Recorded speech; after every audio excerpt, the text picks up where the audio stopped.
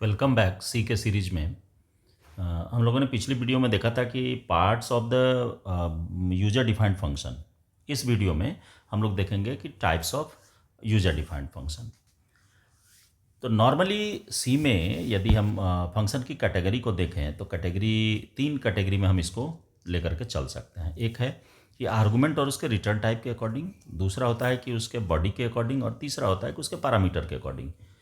तो मैं उस कैटेगरी को लेकर के नहीं चला, मैंने सिंपली लेकर के चला कि यूजर डिफाइंड फंक्शन के टाइप को डायरेक्ट लेकर के। तो देखिए, in C programming language user defined functions are categorised based on their functionality and return behaviour. उसके रिटर्न टाइप के अकॉर्डिंग, इसके अकॉर्डिंग जो हमारी कैटेगरी है हम उसकी बात करेंगे सिर्फ इसमें।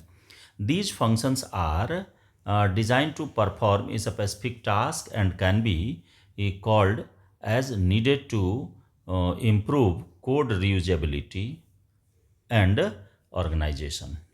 ये कोड रीयूजेबिलिटी के लिए इसको यूज किया जाएगा या यूज किया जाता है कि हम बार बार फंक्शन के कोड को लिखे नहीं बल्कि उसी फंक्शन को कॉल कर लें। तो टोटली जो यूजर डिफाइंड फंक्शन के टाइप की बात करेंगे तो 4 तरह का यूजर डिफाइंड फंक्शन होता है। कौन कौन है? No argument no return, no argument with argument no return, और विथ आर्गुमेंट विथ रिटर्न। ये क्या है? अब ये तो मन में बात आएगी कि क्या है। तो देखिए, कुछ नहीं, इसको एकदम कंसंट्रेट होकर के दिमाग पर थोड़ा सा प्रेशर डालिए कि देखिए क्या हो सकता है कि ना हम वैल्यू ले करके जाएंगे ना ले करके आए, उधर से लौटाएगा कुछ भी फंक्शन।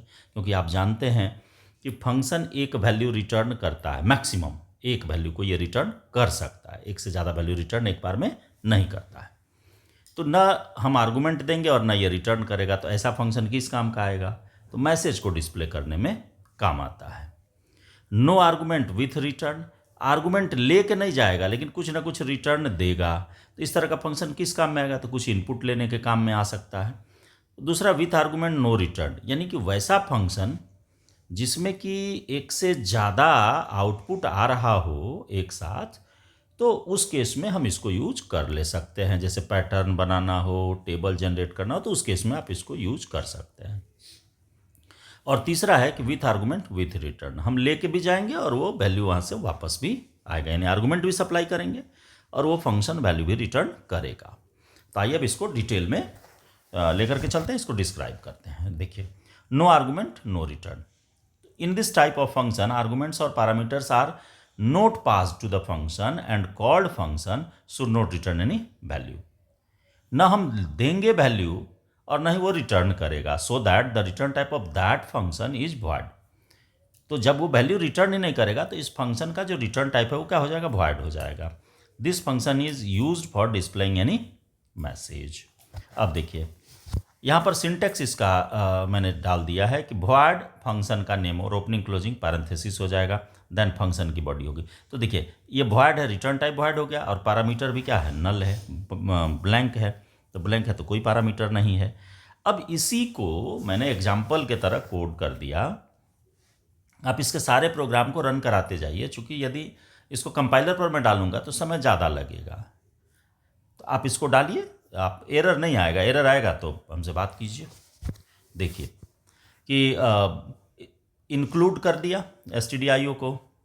यहाँ पर मैंने 2 फंक्शन बनाया, void even void odd, और मेन के अंदर आकर के n एक वेरिएबल लिया और n में इनपुट ले लिया, और n में जो इनपुट लिया उसको 2 से भाग दे करके चेक कर लिया कि क्या भाग लगता है या नहीं। यदि भाग लगता है तो कॉल करे इवन को, और इल्स में दे दिया कि भाग नहीं लगे तो कॉल करे किसको? ऑड को, और यहाँ से रिटर्न कर गए। कर्ली ब्रेस यहाँ बंद हो गया। अब देखिए, अब जैसे यदि मान लीजिए कि आपका ये ट्रू होता है तो इवन को कॉल करेगा, तो इवन को कॉल करेगा तो कंट्रोल यहाँ शिफ्ट करेगा और नंबर क्या होगा? इवन। ये मैसेज आएगा और यहीं से ये कंट्रोल वापस आ जाएगा यहाँ, और यहाँ से इल्स वाले में जाएगा नहीं, यहाँ से बाहर निकल जाएगा।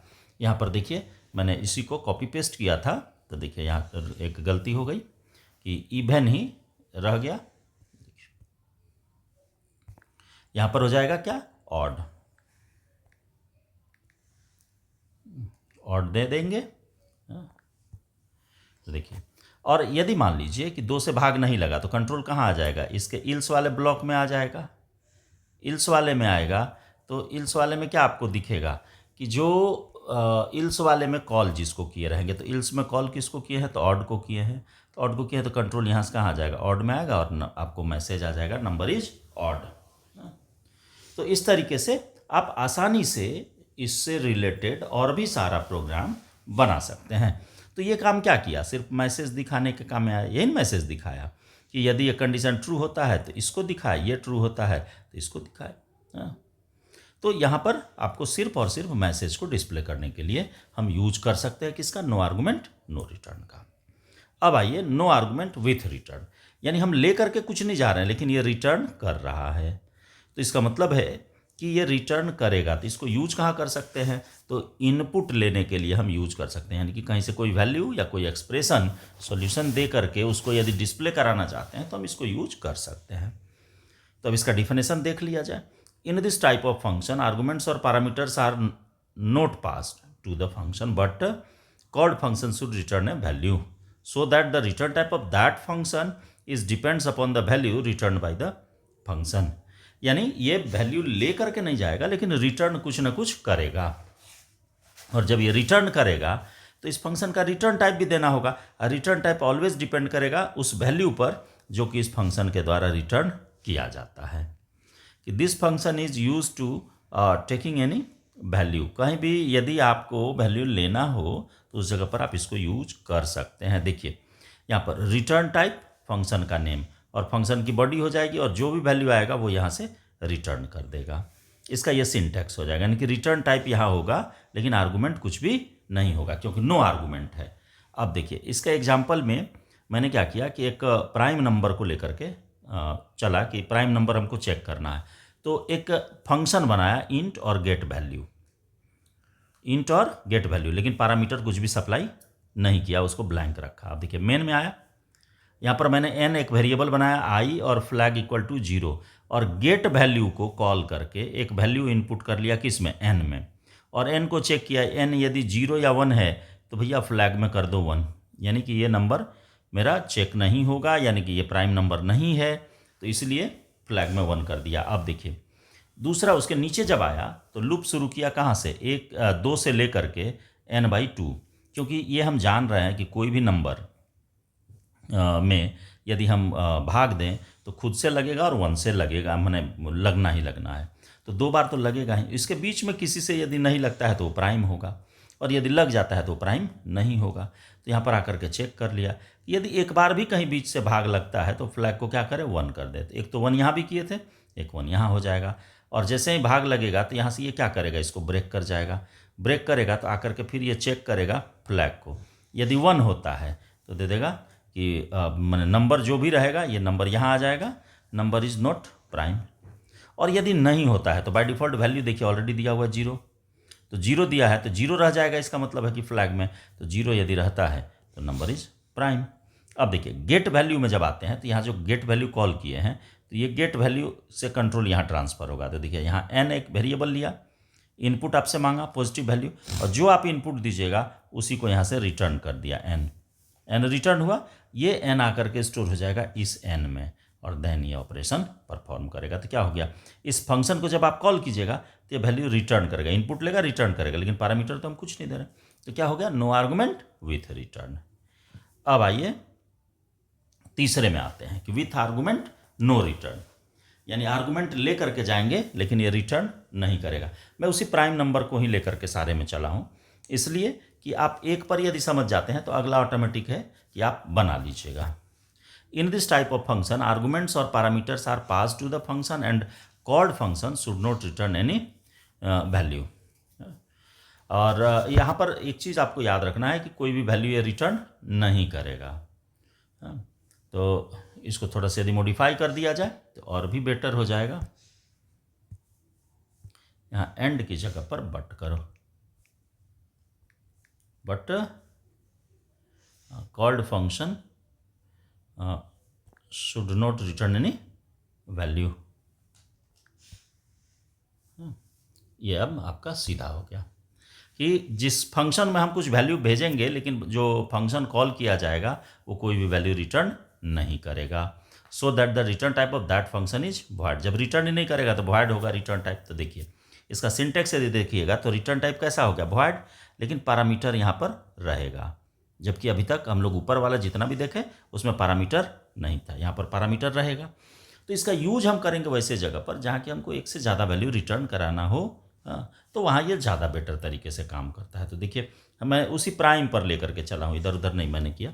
तो देखिए void चेक प्राइम और इंटीजर एक पैरामीटर के लिए ले लिया, मेन में आया n इनपुट कराया, यहाँ पर देखिए n में इनपुट करा लिया और चेक प्राइम में n को भेज दिया, यहाँ पर आकर के मेन मेरा खत्म हो गया। अब देखिए चेक प्राइम है वो पूरे जो फंक्शन ऊपर वाले में आपको दिखाया ना, ये वाला पार्ट, ये वाला मैंने उठा करके डाल दिया है यहाँ, देखिए फंक्शन के अंदर। ये मैं और कुछ नहीं किया हूँ, वहाँ से सिर्फ फंक्शन के अंदर उसको उठा करके डाल दिया, नंबर आ गया। और देखिए फ्लैग भी 0 रखा, एक i ले लिया, n इक्वल टू 0 और 1 चेक करा लिया, यदि है तो फ्लैग को 1 करे, सेम ऊपर वाला ही ऑपरेशन। और 2 से चला लेकर के n/2 तक, यदि एक बार भी भाग लगता है तो फ्लैग को क्या करे, 1 करे और ब्रेक कर जाए।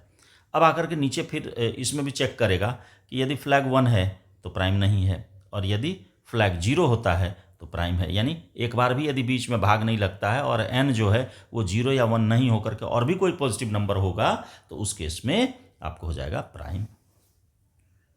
ठीक है, तो ये यहाँ पर क्या हो गया कि वैल्यू हम भेजेंगे लेकिन ये रिटर्न नहीं करेगा, तो इसीलिए इसका नाम पड़ा विथ आर्गुमेंट नो रिटर्न।